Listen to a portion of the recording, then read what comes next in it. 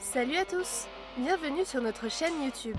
Pour ceux qui ne nous connaissent pas, nous sommes Léa et Jules-Éric. Et nous sommes partis en juillet dernier en voyage avec Billy, notre Defender, en direction de l'Asie.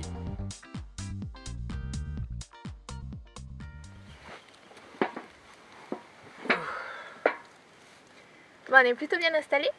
Plutôt très bien installé, j'espère que vous nous entendez bien et qu'il n'y a pas de bruit de vent. On a essayé de trouver une tente à l'abri. Alors on se retrouve aujourd'hui pour faire un petit point, on va dire. Un petit point après plus de 100 jours depuis notre départ. Ouais. On a vécu beaucoup de choses. On a pris le rythme et disons qu'on peut faire aussi un petit retour d'expérience déjà. Je pense que c'est des choses à partager exactement sur le vécu qu'on a eu. Donc déjà oui sur le véhicule. Après on va aussi parler de notre itinéraire, de pourquoi on est arrivé ici, est-ce que c'était prévu ou pas, qu'est-ce qu'on en pense. On avait prévu de parler aussi de nos habitudes, comment elles ont évolué avec le voyage par rapport à notre vie sédentaire en France avant. La routine, les etc. activités qu'on a voilà, quotidiennes. La vraie vie dans le voyage. On va peut-être parler aussi un peu Un peu de nourriture. Mine de rien, c'est important. Et un autre sujet, les coups de cœur. Ouais, on finira par les coups de cœur, mais je pense qu'on parlera aussi du sentiment d'insécurité ou de sécurité qu'on a pu avoir, parce que c'est quand même un sujet qui revient assez souvent quand on nous parle quand on évoque le fait de voyager dehors et de dormir dehors. Voilà, maintenant, ça fait plus de 100 nuits qu'on est à l'extérieur, dans des pays qu'on ne connaissait pas avant. Je pense qu'on est bien placé pour parler de ça. Voilà. Et donc, voilà, c'est un bon petit programme. Pourquoi le Billy. Defender? Notre cher Billy. Pourquoi Billy? Alors présente-nous un peu la voiture, le modèle. Billy c'est un Defender, un Land Rover, donc Land Rover c'est la marque, le modèle c'est un Defender. Nous il date de 2007, c'est un TD4, donc un 110, ça c'est la longueur, il existe en 90, 110 et 130, nous c'est un 110. Et il a bientôt 300 000 km au compteur. Et d'ailleurs depuis le début du voyage on en a fait 16 000, on est aujourd'hui à Oman. Donc en plus de 100 jours, à peu près 16 000 km, on a une bonne allure, on va dire. Je pense que parmi les voyageurs, on est se déplace beaucoup. Qui roulent assez vite, enfin qui roulent pas vite, mais beaucoup, on va dire, je pense. On tient difficilement en place, mais bon, après, ça c'est une question de personnalité, je pense. Bon, et donc Billy, il a quand même un atout, c'est son toit relevable. Enfin, on est parti avec le Defender parce qu'on pouvait mettre un toit relevable dessus. Pour nous, c'était un bon compromis entre le véhicule 4x4 et l'espace intérieur qui est quand même assez nécessaire pour avoir une intimité, enfin quand on est... Un tout petit espace intérieur où on peut tenir debout. On peut changer du coup dans la voiture et ça c'est important parce que des fois on voyage à plusieurs ou alors on n'est pas loin des villes, enfin... Voilà, c'est plus important que ce qu'on pensait. Hein. Ouais. C'est possible de le faire en tente de toit, c'est possible de le faire en sac à dos, en backpack, en tout, hein, je parle. Donc ça c'est vraiment notre ressenti. Donc on a voyagé avec un Defender, avec ce Defender, le même Defender, sans rien, puis après avec une tente de toit, puis après avec un toit relevable. C'est-à-dire le véhicule, le gabarit du véhicule ne change pas, donc on n'a pas de cellules, on n'a pas de... C'est vraiment le véhicule est sain, il se comporte très très bien sur les chemins, on verra ça après sur la route. On a cette possibilité de se tenir debout à l'intérieur, de se changer, de monter dans le lit. Quand il y en a un qui est dans le lit, l'autre il peut être en bas sur l'ordi en train de bosser, il peut être en train de lire, l'autre... Enfin on a deux espaces distincts, très petits, mais deux espaces distincts. Et surtout, c'est facile à mettre en place. On a commencé avec la fameuse portefeuille. La tente basique qui s'ouvre en deux comme ça et qui se déplie et qui est très sujette au vent, à la prise de vent parce que c'est sa forme, elle a souvent deux toiles. Ouais. Le vent peut s'engouffrer en dessous, donc ça va très bien quand il n'y a pas de vent, etc. Et par contre, elle est plutôt rapide à ouvrir, facile, mais à fermer le matin, c'est beaucoup plus difficile. Donc il faut vraiment remettre la tente de chaque côté pour pas le plier, mettre la bâche, fermer. Et tout ça en hiver, quand tu as les doigts froids ou quand il pleut, c'est une horreur. On s'est dit, ça prend peu de temps. Faut que ce soit plus facile et c'est pour ça qu'on s'est aussi dirigé vers le toit relevable. Parce que, le toit relevable, pour l'ouvrir, en vrai, ça nous prend 30 secondes. Ouais, pour le fermer, ça nous prend une minute. Ouais, une minute, moins d'une minute. Ouais. Sinon, c'est quand même pas un véhicule adapté pour le voyage en ville. On va dire, c'est pas, on a une douche qui est dehors, extérieure. On n'a pas de toilette, donc c'est voilà, c'est pas un camping-car, on peut pas rester en ville. On a eu une mauvaise expérience au Koweït, bon, qui c'est finalement très bien passé, mais je veux dire, on était Enfin, on était dehors sur un parking. On a dormi plusieurs jours à Kuwait City à l'intérieur de la ville parce qu'on voulait visiter la ville. Ouais. Pareil, on a essayé à Istanbul mais ça l'a pas fait, on a dû prendre un hôtel. On peut pas se permettre de dormir en ville, on doit vraiment être dans des spots nature ou en tout cas dans les spots le plus éloignés possible des villes sur lesquels on a un tout petit peu d'intimité ou un truc un peu fermé ou sans personne du tout parce que voilà, le type de... C'est pas un van, c'est pas une camionnette où on peut fermer. On a voyagé avec plusieurs amis qui se reconnaîtront, qui ont des camions ou qui ont des vannes où on peut vraiment fermer le van, etc. Et on se retrouve isolé du reste. C'est chez soi, il n'y a pas de souci. Nous, même le toit relevable ouvert, c'est une tente, donc il suffit qu'il y ait quelqu'un qui passe à 1 centimètre du 4x4 pour que tu aies l'impression qu'il est dans ton lit quand tu dors. Donc des fois ça peut rendre aussi le voyage un peu plus compliqué, comme lorsqu'on doit passer des frontières très tôt le matin et qu'on sait, bon, les postes frontières c'est pas très nature justement. Voilà, ça nous est arrivé de devoir prendre un hôtel pour avant de rentrer en Irak par exemple. Passer la frontière tôt et être prêt.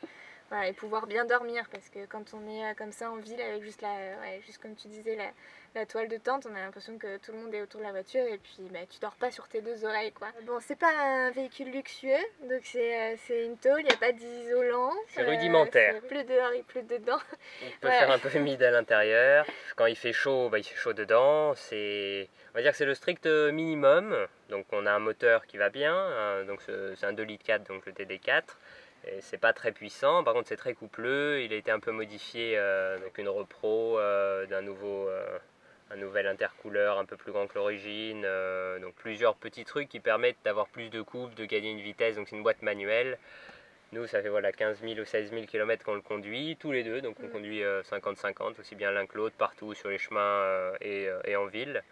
Mais vous n'avez pas le confort d'une voiture moderne avec une boîte de vitesse simple, sans jeu. Il y a un peu de...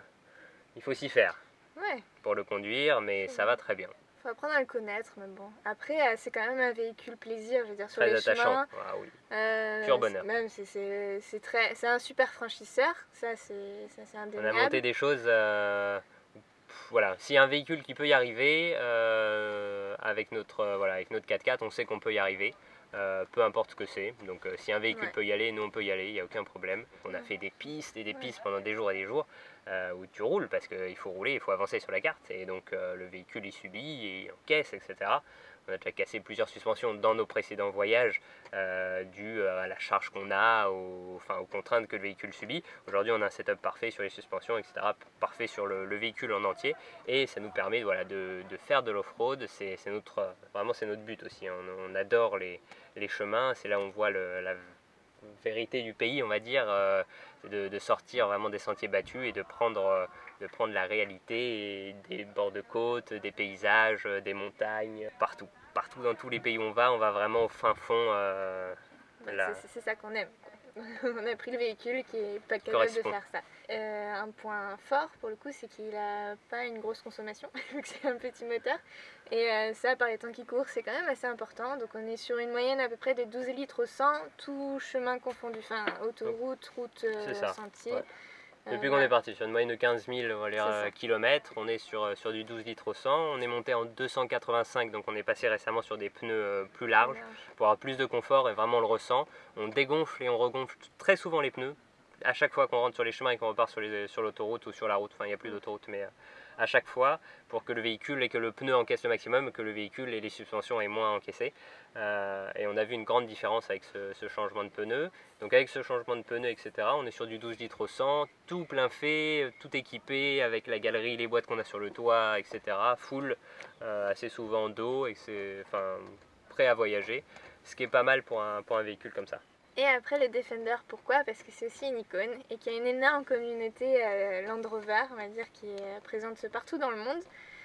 Souvent, beaucoup de rencontres, pas toutes, mais beaucoup de rencontres, on les fait grâce à ça quand même. Beaucoup de très belles rencontres. Et c'est toutes des très belles rencontres. Il y en a qui sont devenus des amis sur du long terme, dont Dario Nina en Slovénie par exemple, qu'on passe voir à chaque fois qu'on traverse leur pays. Là, plus récemment, on a rencontré Michal en Arabie Saoudite parce qu'il avait un DEF lui aussi. Là, en Turquie, on a croisé aussi des Allemands qui étaient en DEF avec une remorque. Et voilà, c'est toujours des belles rencontres, on est toujours sur un feeling un peu similaire. Et puis après, plus proche de nous, en Belgique, il y a Axel. Voilà, et nos très très bons voilà. amis qu'on a, mais ça c'est encore c'est des gens avec qui on a voyagé, on est vraiment sur la même longueur d'onde. Ça c'est un feeling commun et une passion commune du voyage qui se retrouve dans ce choix de véhicule. Donc on en est très content. Ouais. Et ça, on changera pour rien au monde ce véhicule. Il nous convient bien et il est top. Ouais. Après, le premier vecteur de rencontre, quand même, qu'on se le dise, c'est Instagram. La communauté de voyageurs là-dessus, elle est juste énorme. On fait des voyages à plusieurs, on se retrouve, voilà, on est souvent tous les deux, donc à voyager, on dirait quasiment tout le temps, mais on passe des semaines, des jours avec d'autres voyageurs pour un nouveau rythme. En fait, on mélange un peu nos rythmes et ça donne une nouvelle ambiance. C'est très bien. Et puis même pour partager, on va dire, sur les petites difficultés du quotidien aussi, on se rend compte qu'on a tous les mêmes. En France, on va dire, on a vraiment la possibilité le soir de faire des dîners, de rencontrer, enfin d'avoir nos amis et de partager quelque chose de plus classique. Quand on est sur la route, on n'a plus ce partage le soir où on peut être et on peut profiter d'un moment de calme avec des amis. Donc là, vraiment, ça fait plaisir. Bon, certains se reconnaîtront, voilà, Néo-Nomade, One Ride Away, Ride the Moment, etc. Enfin, on a vu vraiment plein de gens avec qui qu'on va sûrement recroiser parce qu'on est à peu près sur le même parcours, mais ça, on en reparle plus tard. Je crois que pour le premier chapitre, on est bien, non? Juste les problèmes qu'on a eu mécaniques. Ils sont pas nombreux. En fait, on n'en a pas vraiment eu. On a juste eu un problème dû à une incompatibilité entre deux pièces. Je pense que tu expliqueras mieux que moi. Voilà, on a eu au début, donc en Slovénie, on avait une certaine vibration récurrente dans le volant. Donc on a eu des vibrations dues à plusieurs choses différentes au fur et à mesure des kilomètres. Donc vibrations aux alentours de 80-90 dans le volant. Ça peut être beaucoup de choses, donc ça peut être les silent blocks de la barre Panhard, un problème d'équilibrage, plein de choses différentes. Nous en l'occurrence c'était quelque chose d'un peu précis, on avait des élargisseurs de chaque côté puisqu'on veut vraiment, après nos voyages en Tunisie, dans le sable, au Maroc, on faudrait vraiment éviter de se renverser avec le Defender, mauvaise expérience. Donc on a mis des élargisseurs et en fait les mains meneuses renforcées à l'avant n'étaient pas exactement compatibles avec l'élargisseur, du coup ça touchait un peu le bord de l'élargisseur, ce qui au bout d'un moment avec l'usure et les vibrations a fait un peu de jeu dans la jante qui au bout d'un moment faisait comme ça. Et un jour, vraiment a fait, genre sur l'autoroute, le volant était incontrôlable et elle a pris du jeu complètement. Elle est venue à tordre le disque de frein et en fait, voilà, il y a eu, au bout d'un moment, la jante s'est détachée un petit peu et ça a pris du jeu. Bon, voilà. On a changé les élargisseurs, on a enlevé les élargisseurs, on a changé les mains meneuses. Et on a remis les mains meneuses normales qui pas, classiques, qui sont très bien d'ailleurs par rapport à ceux heavy duty. On a refait surfacer les disques de frein et ils étaient neufs, du coup ils venaient d'être changés avec Rocket 4 parts et on est reparti. Donc ça c'était plutôt un problème d'incompatibilité plutôt qu'un problème de fiabilité du Defender. Et à part ça, on fait vraiment les entretiens donc classiques. Bon, on a réduit toutes les échéances pour les huiles. Donc là par exemple ça fait 15 000 km qu'on est parti, on a déjà fait 2 fois la vidange de toutes les huiles. Donc pompe, boîte de transfert, moteur, etc. Tous les fils, filtre diesel, filtre à huile, filtre à air. Filtre à air on le nettoie souvent, donc quand on fait beaucoup de poussière ou quand on suit avec deux véhicules on mange beaucoup de poussière. Donc ça on le nettoie et puis on le change régulièrement, vraiment très régulièrement. Dès qu'il est sale, on le change. C'est des petites choses mais ça permet de tenir le véhicule sur le long terme. Et là récemment on a une petite fuite un suintement de la boîte de transfert. Qui est dû en fait à une vis sous la boîte de transfert qui traverse le carter, en fait, qui traverse et qui baigne dans l'huile. Et cette vis, souvent, il faut lui mettre du joint quand on la remonte. Donc on l'a fait, mais on l'a fait alors que l'huile était déjà dans la boîte de transfert. Donc on a vidé, on a dégraissé le mieux possible et on a remis. Ça marche, mais pas 100%. Donc voilà, on a un petit suintement, mais on sait la cause. Mais voilà, à part ça, c'est que du bonheur. Alors la deuxième partie, on a décidé de parler du choix de l'itinéraire. En réalité, on est parti sans vraiment avoir d'itinéraire tracé. On s'est dit, bon ok, on va vers l'est parce que c'est des zones qu'on ne connaît pas tous les deux. On voulait vraiment partir de chez nous et de voir jusqu'où on pouvait aller. Sans prendre de ferry, sans prendre de cargo, etc. Voir la grandeur du monde en partant de chez nous, de notre maison et en arrivant ici. Et encore, il y a beaucoup d'autres endroits on pourrait être, c'est hallucinant. C'est fou. Oui, oui, les itinéraires peuvent être multiples. On avait quand même pour idée d'abord d'aller du côté de la Pamir Road, c'est-à-dire tout l'Ouzbékistan, le Kirghizistan, voilà, traverser le Kazakhstan. Donc on avait quand même ça derrière la tête. Parce que c'est des paysages très méconnus, mais dont on commence à entendre parler et qui nous faisaient très envie. Et vraiment, les différentes expéditions qu'on a fait avant ce grand voyage nous ont appris à pas tout concevoir de A à Z et avoir quelque chose de tracé et de très fixe, parce qu'on ne peut pas tenir ces plans, parce que c'est tellement imprévisible, on n'est pas à l'hôtel, on ne prend pas un avion, on n'a pas d'horaire précis, on peut avoir divers problèmes, aussi bien mécaniques que physiques, qu'avec les arrestations diverses et variées à la douane, les gens qu'on rencontre, des belles rencontres, des endroits dont on n'imaginait même pas l'existence, comme ici on se dit qu'on va rester plus longtemps parce que c'était pas du tout prévu, donc aujourd'hui là ça cale pas vraiment sur le planning, sur les dates qu'on avait, etc. Mais c'est pas grave, c'est ça l'avantage. On va dire la seule contrainte, c'est les visas actuellement. Enfin, en tout cas, qui nous contraint, on va dire, dans la durée, on doit rester dans les pays. Donc là, par exemple, on est à Oman, on a pris un visa unique entrée parce que voilà, c'était plus simple pour nous. Et donc on n'a que 30 jours pour visiter Oman. Voilà, donc c'est un peu ce qui rythme notre voyage. Les maximums. Ouais, le maximum sur place. Après, on peut passer moins de temps, comme par exemple en Iran où on avait un visa de 45 jours, mais les expériences là-bas ont fait que on a réduit notre séjour sur place.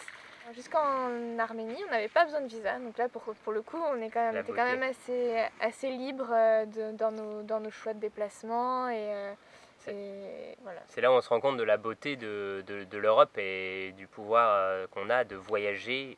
Oui. Partout, dans toutes ces destinations, dans ces 27 pays, sans demander de visa, sans avoir de problème de change de monnaie, sans être limité, sans changer de carte SIM, en gardant ton truc, ton téléphone. Ouais, plein de choses. Aussi. Alors, vraiment. Mais donc ici, voilà, c'est à part les visas, on est quand même assez libre et ça nous permet de profiter des rencontres qu'on fait, vraiment de profiter du moment présent. Et vivre à 100% l'endroit où on est. On va revenir sur les raisons pour lesquelles on n'a pas pu arriver jusqu'à la Pamir Road. Il y a un début de conflit entre l'Arménie et l'Azerbaïdjan qui nous a pas permis d'aller en Azerbaïdjan, mais depuis un moment déjà ce pays-là a fermé ses portes aux voyageurs en véhicule. Ça a éliminé notre porte d'entrée sur la mer Caspienne qui nous permettait d'arriver dans ce territoire de l'Asie. Ensuite, on a quand même essayé de traverser la Russie, mais à ce moment-là où on était donc en Géorgie, la Russie ne délivrait que des visas de transit, et pour ça, elle avait besoin de conserver nos passeports environ 10 jours, quoi. Alors, bon, voilà, et on vous rappelle, guerre Ukraine-Russie qui complexifie un peu les choses avec les tensions françaises, le soutien pour l'un, pour l'autre. Bon, tout ça influence beaucoup nos choix. Donc on a décidé de ne pas faire ce choix-là, d'aller en Russie, mais c'était possible. L'autre solution qu'on avait, c'était de traverser l'Iran pour nous rendre au Turkménistan. Le Turkménistan est à ce jour le seul pays qu'on ait connu qui ait ses portes fermées à cause du Covid. Et voilà. Mais sinon, le Covid jusqu'à présent n'a impacté en aucun cas notre itinéraire. C'est-à-dire que... Zéro. Jamais. On nous a jamais demandé un seul test PCR, on n'a jamais eu un seul quoi que ce soit lié au Covid en demande ou en expectation des différents pays. Et donc, malgré que ce soit de temps en temps encore un peu notifié sur les sites internet, sur les visas d'entrée et des fois aux frontières, plus personne n'y fait attention. Ouais. Voilà, tout ça pour conclure, je pense, sur le fait qu'on est très content de se retrouver au Moyen-Orient aujourd'hui, bien que ce ne soit pas prévu à la base. Hello again. Et tout ça parce que on est en hiver et qu'il fait très bon, voire presque trop chaud pour nous.